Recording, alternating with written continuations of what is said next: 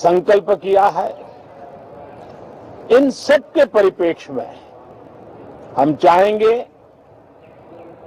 देश भी चाहेगा, देश का हर सामान्य नागरिक चाहेगा कि भारत का संसद का ये सत्र और आगे आने वाले भी सत्र आजादी के दीवानों की जो भावनाएं थी, जो स्पिरिट था, आजादी के अमृत महोत्सव का जो स्पिरिट है, उस स्पिरिट के अनुकूल संसद भी देश हित में चर्चाएं करे, देश की प्रगति के लिए रास्ते खोजे, देश की प्रगति के लिए नए उपाय खोजे, और इसके लिए ये सत्र बहुत ही विचारों की समृद्धि वाला, दूरगामी प्रभाव पैदा करने वाले सकारात्मक निर्णयों वाला बने। मैं आशा करता हूं कि भविष्य में संसद को कैसा चलाया, कितना अच्छा कंट्रीब्यूशन किया, उस तराजू पे तोला जाए, न कि किसने कितना जोर लगा करके संसद के सत्र को रोक दिया। ये मानदंड नहीं हो सकता है। मानदंड ये होगा कि संसद में कितने घंटे काम हुआ, कितना सकारात्मक काम हुआ। हम चाहते हैं सरकार हर विषय पर चर्चा करने के लिए तैयार है, खुली चर्चा करने के लिए तैयार है। सरकार हर सवाल का जवाब देने के लिए तैयार है और आजादी के अमृत महोत्सव में हम ये भी चाहेंगे कि संसद में सवाल भी हो, संसद में शांति भी हो। हम चाहते हैं संसद में सरकार के खिलाफ, सरकार की नीतियों के खिलाफ जितनी आवाज प्रखर होनी चाहिए हो, लेकिन संसद की गरिमा, स्पीकर की गरिमा, चेयर की गरिमा, इन सब के विषय में हम वो आचरण करें जो आने वाले दिनों में देश की युवा पीढ़ी को काम आए। पिछले सत्र के बाद कोरोना की एक विकट परिस्थिति में भी देश ने 100 करोड़ से अधिक डोजेज कोरोना वैक्सीन और अब हम 150 करोड़ की तरफ तेजी से आगे बढ़ रहे हैं। नए वेरिएंट की खबरें भी हमें और सतर्क करती हैं और सजग करती हैं। मैं संसद के सभी साथियों को भी सतर्क रहने के लिए प्रार्थना करता हूं, आप सभी साथियों को भी सतर्क रहने के लिए प्रार्थना करता हूं, क्योंकि आप सबका उत्तम स्वास्थ्य, देशवासियों का उत्तम स्वास्थ्य ऐसी संकट की घड़ी में हमारी प्राथमिकता है। देश के 80 करोड़ से अधिक नागरिकों को इस कोरोना काल के संकट के में और अधिक तकलीफ न हो, इसलिए प्रधानमंत्री गरीब कल्याण योजना से अनाज मुफ्त में देने की योजना चल रही है। अब इसे मार्च 2022 तक समय आगे कर दिया गया है। करीब 2,60,000 करोड़ रुपए की लागत से 80 करोड़ से अधिक देशवासियों को गरीब के घर का चूल्हा जलता रहे, इसकी चिंता की गई है। मैं आशा करता हूं कि इस सत्र में देश हित के निर्णय हम तेजी से करें, मिलजुल करके करें, सामान्य मानवीय की आशा अपेक्षाओं को पूर्ण करने वाले करें, ऐसी मेरी अपेक्षा है। बहुत बहुत धन्यवाद। तो प्रधानमंत्री नरेंद्र मोदी को सुन रहे थे आप। शीतकालीन सत्र पर पीएम मोदी ने अपना संबोधन दिया। उन्होंने साफ तौर पर कहा कि किस तरीके से अब सत्र की हम शुरुआत करने जा रहे हैं और इस सत्र में प्राथमिकता के साथ में तमाम उन मुद्दों को उठाया जाएगा जिनका सरोकार सीधे तौर पर आप लोगों से है, आम लोगों से है। और हमारी पहली प्राथमिकता आम जनता का स्वास्थ्य है। अगले आने वाले वेरिएंट को लेकर के भी प्रधानमंत्री चिंतित नजर आए। उन्होंने साफ तौर पर कहा कि संसद के सभी साथियों से मैं ये अनुरोध करता हूं और आप सभी से ये अनुरोध करता हूं कि अगले वेरिएंट को लेकर सावधान रहें। तमाम जो एहतियात है वो बरतना ही होगा।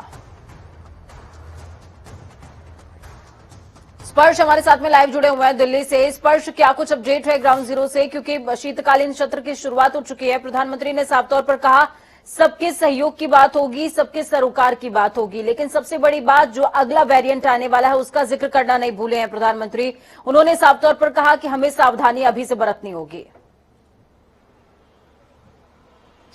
और देखिए, बिल्कुल पूजा, आज से शीतकालीन सत्र की शुरुआत होती हुई नजर आएगी। प्रधानमंत्री नरेंद्र मोदी ने एक तरीके से केंद्र सरकार का एजेंडा जो है इस पार्लियामेंट सेशन के लिए सेट किया है। उन्होंने कहा है कि हम यानी केंद्र सरकार सब मुद्दों पर चर्चा के लिए तैयार है। शांतिपूर्वक तरीके से जो है चर्चा होनी चाहिए और शांतिपूर्वक तरीके से जो है सवाल जो है पूछे जाने चाहिए। ऐसे में जो नया वेरिएंट आया है ओमिक्रॉन, उसको लेकर भी जो है प्रधानमंत्री नरेंद्र मोदी के द्वारा जो है बात कही गई है। ऐसे में जहां एक तरफ केंद्र सरकार जो है इस सत्र को चलाने के लिए जो है तमाम कोशिशें जो है करती हुई नजर आ रही है, वहीं दूसरी तरफ विपक्षी पार्टी के नेता जो है वो अपनी एक अलग रणनीति जो है इस वक्त जो है पार्लियामेंट में बनाते हुए नजर आ रहे हैं, क्योंकि कांग्रेस ने जो है विपक्षी पार्टियों की जो है बैठक बुलाई थी। ऐसे में विपक्षी पार्टियां हर उन मुद्दों पर सरकार को घेरने की कोशिश करेगी जो है आम आदमी से जुड़े हुए हैं, जिसमें महंगाई की बात करें, कृषि कानूनों की बात की जाए या फिर कोरोना की बात की जाए या फिर जिस तरीके से देश में अंतर्राष्ट्रीय हालात है उसको लेकर बात की जाए। इन तमाम मुद्दों को लेकर जो है जो विपक्षी पार्टियां हैं वो जो है सरकार को घेरने की कोशिश करेंगी। और आज जिस तरीके से 3 कृषि कानूनों से जुड़ा हुआ जो विधेयक है वो रद्द करने को लेकर जो है संसद भवन में जो है पेश किया जाएगा, तो उस पर जो है सरकार एक तरफ ये चाहेगी कि वो शांतिपूर्वक तरीके से जो है निरस्त उसको जो है करा लिया जाए, लेकिन दूसरी तरफ विपक्षी पार्टियां जो है ये चाहेंगी कि इस पर जो है जो विस्तृत चर्चा है वो कहीं ना कहीं और हर मुद्दे पर सरकार को जो घेरने की कोशिश है वो किया जाए। इसको लेकर हमने देखा कि अलग अलग जो सांसदों हैं उनकी तरफ से जो अलग अलग नोटिस है वो भी जो है दिए गए हैं, जिसमें अगर बात करें तो एमएसपी को लेकर जो है कानूनी अमली जामा पहनाया जाए उसको नोटिस दिया गया है। जो किसान परिवार शहीद हुए हैं उनके परिवारों को किस तरीके से जो है मुआवजा दिया जाए उसको लेकर नोटिस दिया गया है। इसके अलावा अगर हम बात करते हैं तो 3 कृषि कानून रद्द हो, इसको लेकर नोटिस दिया गया है। तो विपक्ष जो है कहीं ना कहीं लामबंद होता हुआ केंद्र सरकार के सामने नजर आ रहा है। लेकिन इससे पहले प्रधानमंत्री नरेंद्र मोदी का बड़ा वक्तव्य निकलकर सामने आया। उन्होंने साफ तौर पर कहा कि सुचारू रूप से एक संसद का सत्र है वो चलना चाहिए, काफी महत्वपूर्ण सत्र है और सरकार हर मुद्दे पर चर्चा करने के लिए पूरी तरीके से तैयार है। बिल्कुल, सरकार पूरी तरीके से हर मुद्दे पर चर्चा करने के लिए तैयार है, लेकिन दूसरी तरफ विपक्ष भी लामबंद है। बहुत शुक्रिया स्पर्श हमारे साथ जुड़ने के लिए, अहम जानकारी ग्राउंड जीरो से साझा करने के लिए। इस बीच बड़ी खबर सामने आ रही है, पीएम मोदी पूर्वांचल को बड़ी सौगात देंगे। पीएम मोदी 7 दिसंबर को गोरखपुर का दौरा करने वाले हैं। खाद कारखाने का लोकार्पण होगा। पीएम नरेंद्र मोदी के आगमन को लेकर तैयारियां तेज कर दी गई हैं। बड़ी खबर, अहम जानकारी आपको दे रहे हैं गोरखपुर से। पीएम मोदी 7 दिसंबर को गोरखपुर का दौरा करेंगे। इस दौरान खाद कारखाने का लोकार्पण होने वाला है। दौरा हर लिहाज से बेहद खास। उत्तर प्रदेश भवन और अन्य आपको बता दें कि निर्माण कर्मकार कल्याण बोर्ड के तत्वाधान में गोरखपुर मंडल के कन्या विवाह अनुदान योजना के तहत 29 नवंबर को जिला मुख्यालय रविंद्र नगर स्थित बुद्धा पार्क में सामूहिक विवाह कार्यक्रम का आयोजन किया जा रहा है। सामूहिक विवाह में 2,500 जोड़ों को आशीर्वाद देने सीएम योगी आदित्यनाथ खुद पहुंचने वाले हैं। उत्तर प्रदेश श्रमायुक्त अमित कुमार मिश्रा ने ये बताया है कि अब तक गोरखपुर मंडल के 2,500 निर्माण श्रमिकों की बेटियों की शादी का आवेदन पंजीकृत हो चुका है। सामूहिक विवाह कार्यक्रम में शामिल बेटियों के पिता को 65,000 और प्रत्येक जोड़े को शादी के वस्त्र खरीदने के लिए 10,000 रुपए दिए जाएंगे।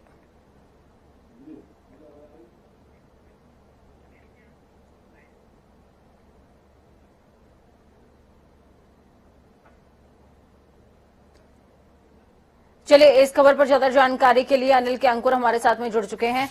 अनिल जी, जिस तरीके से तमाम जानकारियां निकल करके सामने आ रही हैं, एक कार्यक्रम में मुख्यमंत्री खुद शिरकत कर रहे हैं, फिर चाहे वो सामूहिक विवाह का कार्यक्रम हो या फिर अन्य कार्यक्रम, जनता से जो जुड़ाव का क्रम है वो लगातार देखने को मिल रहा है। देखिए पूजा, सबसे बड़ी बात यह है कि मुख्यमंत्री खुद ये चाहते हैं, संदेश देना चाहते हैं कि वो किस तरीके से एक्टिव है जनता के उन सारे पहलुओं को जो आम जनता के लिए जरूरी है। जैसे अब ये ये कन्याओं का विवाह है, 2403 कन्याओं का विवाह हो रहा है, वहां शामिल होकर के उन कन्याओं का विवाह में शामिल होंगे, उनका आशीर्वाद देंगे। और जिस तरीके से विवाह में एक पिता एक मतलब निभाता है, सारे निर्वहन करता है, तो उसी तरीके से वो भी वहां पे मौजूद रह करके सारी व्यवस्थाएं करेंगे। तो ये संदेश देना चाहते हैं, चाहे जैसा कि आपने कहा कि से जुड़ी हुई चीज आप शिरकत कर रहे हैं, चाहे प्रदेश की राजधानी हो या फिर यहाँ से दूर दराज बुंदेलखंड या पश्चिम का छोर हो, लेकिन प्रमुख मंत्री ये संदेश देने में कामयाब हो रहे हैं कि किस तरीके से जनता की, जैसे आज ही कुशीनगर में पडरौना में जिस तरीके से कार्यक्रम आयोजित किया गया है, उसमें मुख्यमंत्री भी है, श्रम मंत्री भी है और तमाम मंत्री तो जो राज्य मंत्री है वो भी शामिल हो रहे हैं। तो इस तरीके से मैं कह सकता हूँ कि ये संदेश है कि देखिए हम किस तरीके से आम जनता के लिए सीधे जुड़ाव करते हैं, कन्याओं को लेकर के, कन्या सुरक्षा को लेकर के वो जिस तरीके से सजग रहे हैं, और वो ये इस बात का द्योतक है। आज का कार्यक्रम भी कार्यक्रम में दोपहर। चलिए, कुशीनगर से प्रमोद हमारे साथ फोन लाइन पर जुड़ चुके हैं। प्रमोद, क्या कुछ अपडेट है ग्राउंड जीरो पर? क्या कुछ तैयारियां हो चुकी हैं कार्यक्रम की और क्या कुछ तैयारियां बाकी हैं? सीएम कब तक पहुंचेंगे? मुख्यमंत्री का जो आगमन होना 1 बजे होना है और मुख्यमंत्री के आगमन को देखते हुए तमाम तैयारियां पूरी कर ली गई हैं। और सबसे बड़ी बात है पूजा, आपको बता दें कि 2503 नवजोड़ों का यहाँ पे विवाह करवाया जाएगा, जो कि महाराष्ट्र, देवरिया, गोरखपुर के अलावा कुशीनगर। ठीक है, आप दोनों का ही बहुत शुक्रिया हमारे साथ जुड़ने के लिए, अहम जानकारी ग्राउंड जीरो से साझा करने के लिए। पटरी के रामकोला में एक वैवाहिक कार्यक्रम में सपा के राष्ट्रीय अध्यक्ष अखिलेश यादव ने एक सवाल उनसे पूछा गया था। पत्रकारों ने सवाल पूछा कि राजा भैया की पार्टी जनसत्ता दल लोकतांत्रिक से गठबंधन की अटकलों पर फिलहाल विराम उन्होंने लगा दिया है। मीडिया कर्मियों ने जब राजा भैया को लेकर अखिलेश यादव से सवाल पूछा तो उन्होंने बेहद चौंकाने वाले अंदाज में कहा कि ये कौन है ये? पत्रकारों ने सपा से राजा भैया की दूरी को लेकर अखिलेश यादव से सवाल दागा तो उन्होंने इसे हंसी में उड़ा दिया। हंसने के अंदाज में उन्होंने खुद के सवाल मीडिया कर्मियों की तरफ उछाल दिए। अखिलेश यादव की बेबाकी ने कार्यक्रम स्थल पर मौजूद दिग्गज सपाइयों को हैरत में भी डाला है।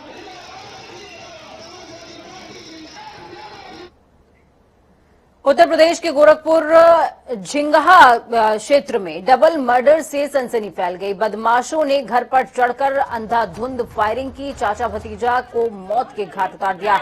फायरिंग में 2 लड़कियों समेत 3 लोग घायल हो गए हैं। 2 की हालत गंभीर बताई जा रही है, जिन्हें मेडिकल कॉलेज में भर्ती कराया गया। घटना के बाद आरोपी परिवार सहित घर छोड़कर फरार हो गए। घटनास्थल पर तनाव को देखते हुए भारी संख्या में पुलिस बल को तैनात किया गया। इस बीच पुलिस अधिकारियों ने कहा कि जल्द ही अपराधियों को गिरफ्तार कर लिया जाएगा। कुछ 6 टीमें उनकी गिरफ्तारी के लिए लगी हुई हैं।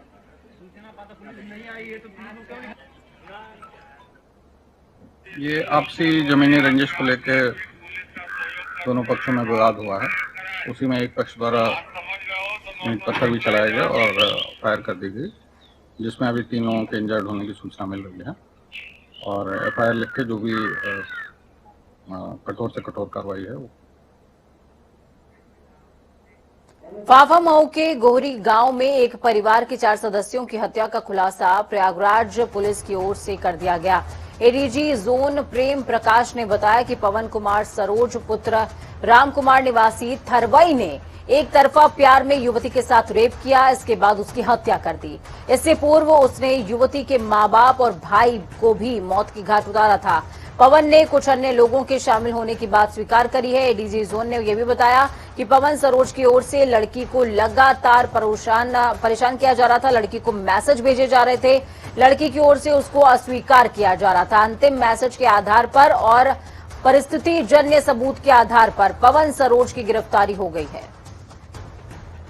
क्योंकि अनपढ़ है और एक तरफा प्यार करता था, उसे लेकर इस पर जब इसके शरीर की जांच की गई है तो प्राइमा फेसाई उस पर कुछ चोटों के निशान है, जिसको स्वयं एडमिट कर रहा है। कुछ इसकी शर्ट पर निशान मिले हैं जिसको ये पान के निशान बता रहा है, लेकिन देखने में वो खून के निशान प्रतीत होते हैं।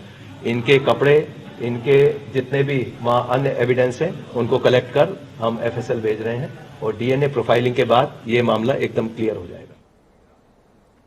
कोरोना के नए वेरिएंट को लेकर लखनऊ में सतर्कता बढ़ाई जा रही है। डीएम अभिषेक प्रकाश ने इंटरनेशनल एयरपोर्ट पर आपात बैठक बुलाई, सावधानियों से जुड़े निर्देश दिए। बैठक में जिलाधिकारियों ने बताया कि नए वेरिएंट का संक्रमण अफ्रीकी देशों से शुरू हुआ है, इसलिए हमें मुख्य रूप से एयरपोर्ट पर ज्यादा से ज्यादा सतर्कता बरतनी ही होगी ताकि ये वेरिएंट हमारे यहाँ न फैल सके। जिलाधिकारी ने भी बताया कि नया वेरिएंट विशेषज्ञों के अनुसार ये 60 से ऊपर आयु वर्ग और क्रोम ऑर्बिट लोगों को ज्यादा प्रभावित करता है। इसके लिए जिलाधिकारी ने निर्देश दिया है कि इस वेरिएंट को जनपद में फैलने से रोकना है। जिलाधिकारी की ओर से बैठक में ये निर्देश दिए गए हैं।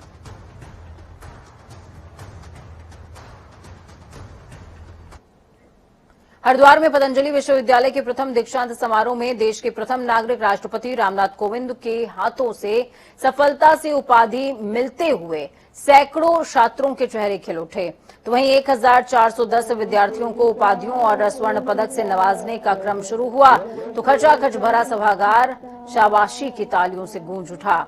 इस दौरान विश्वविद्यालय के सभागार को पूरी तरीके से पारंपरिक सनातनी रंग में रंगा गया था, तो वहीं छात्रों के चेहरे पर सफलता भी नजर आई। दूसरी तरफ इसके बाद गंगा आरती करते भी नजर आए थे राष्ट्रपति रामनाथ कोविंद और उनकी पत्नी सविता कोविंद, और इसके बाद जो आचार्य थे उन्होंने उनको भेंट स्वरूप पौध भी दिया है। इसके बाद आज भी कुछ अहम कार्यक्रम है। विकास हमारे साथ में जुड़े हुए हैं। विकास, क्या कुछ अपडेट है ग्राउंड जीरो से? राष्ट्रपति रामनाथ कोविंद इस समय हरिद्वार में मौजूद हैं और तमाम कार्यक्रमों में शिरकत भी कर रहे हैं। बिल्कुल पूजा, आपको बता दें महामंत्री का 2 दिवसीय हरिद्वार और आज पूरे 2 दिन हो चुके हैं। हालांकि अगर बात किया तो इस तरह से कल के अगर प्रोग्राम जो है उन्होंने सबसे पहले पतंजलि में एक विश्वविद्यालय के परिसर का जो उद्घाटन किया, उसके बाद जो है शाम करीब 3:30 बजे वो जो हरिद्वार से ऋषिकेश परमानेंत निकेतन आश्रम के लिए रवाना है, जहां पर उन्होंने वहां पर गंगा आरती में प्रतिभाग किया और रात्रि भी हुई गई, उन्होंने विश्राम किया। बात किया तो वो जो है कुछ ही समय के बाद हरिद्वार यहाँ पर पहुंचने वाले देव संस्कृत महाविद्यालय में, जहां पर एक समारोह में वो जो है शिरकत करेंगे। और बात किया तो लगातार उत्तराखंड प्रशासन ने हरिद्वार प्रशासन लगातार सुरक्षा व्यवस्था लेकर चाक-चौबंद इंतजाम किए गए ताकि किसी को लेकर सुरक्षा की चूक के दृष्टिगत कोई भी सुरक्षा की चूक ना हो। पूजा, ठीक है, बहुत शुक्रिया हमारे साथ जुड़ने के लिए विकास, अहम जानकारी साझा करने के लिए। देवस्थानम बोर्ड को लेकर के प्रदेश सरकार की ओर से पूर्व राज्यसभा सांसद मनोहर कांत ध्यानी की अध्यक्षता में बनाई गई उच्च स्तरीय समिति ने ऋषिकेश में मुख्यमंत्री पुष्कर सिंह धामी और पर्यटन मंत्री सतपाल महाराज को 89 पेजों की रिपोर्ट बनाकर सौंप दी है। अब प्रदेश सरकार रिपोर्ट का अध्ययन करके बोर्ड को लेकर कुछ फैसला लेगी। आपको बता दें कि 28 नवंबर 2019 को तत्कालीन मुख्यमंत्री त्रिवेंद्र सिंह रावत ने गढ़वाल मंडल के 51 मंदिरों को श्राइन बोर्ड की तर्ज पर देवस्थानम बोर्ड के अधीन कर दिया था।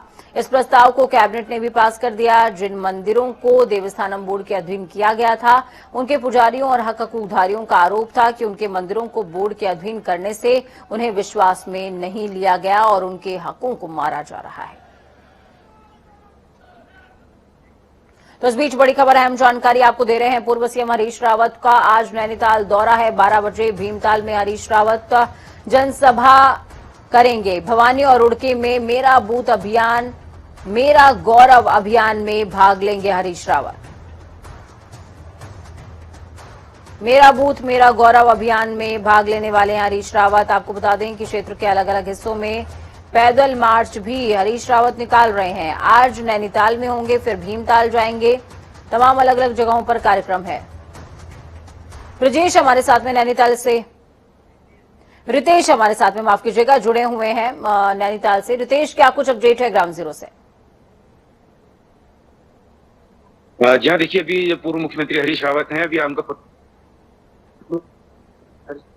चल रहा है और वहां से फिर वो एक जनसभा को संबोधित करने वाले कैबिनेट मंत्री हैं हमारे यशपाल आर्य, जो भी के पुत्र संजीव आर्य, वो एक रैली को संबोधित करेंगे। टारगेट ठीक है रितेश, आपकी आवाज हम तक सही से नहीं पहुंच पा रही है, व्यवधान के साथ में आवाज आ रही है आपकी। बहुत शुक्रिया हमारे साथ जुड़ने के लिए, अहम जानकारी साझा करने के लिए। जितनी बात रितेश की समझ में आई है वो साफ तौर पर ये कह रहे हैं कि हरीश रावत कुछ देर में पहुंचेंगे और साथ में जो क्षेत्रीय विधायक हैं वो भी उनके साथ में मौजूद रहने वाले हैं। उत्तर प्रदेश में आयोजित की गई यूपी टेट परीक्षा का पेपर आउट होने की वजह से रद्द कर दिया गया। उत्तर प्रदेश शिक्षक पात्रता शिक्षा का प्रश्न पत्र व्हाट्सएप पर लीक हो गया, या यूं कहें कि प्रश्न पत्र मार्केट में आ ही गया। पेपर लीक होते ही प्रदेश के 20 लाख से ज्यादा युवाओं की मेहनत पर पानी फिर गया, क्योंकि उत्तर प्रदेश सरकार ने परीक्षा ही रद्द कर दी। अब इन बेरोजगार युवाओं का क्या होगा, ये खास रिपोर्ट देखिए।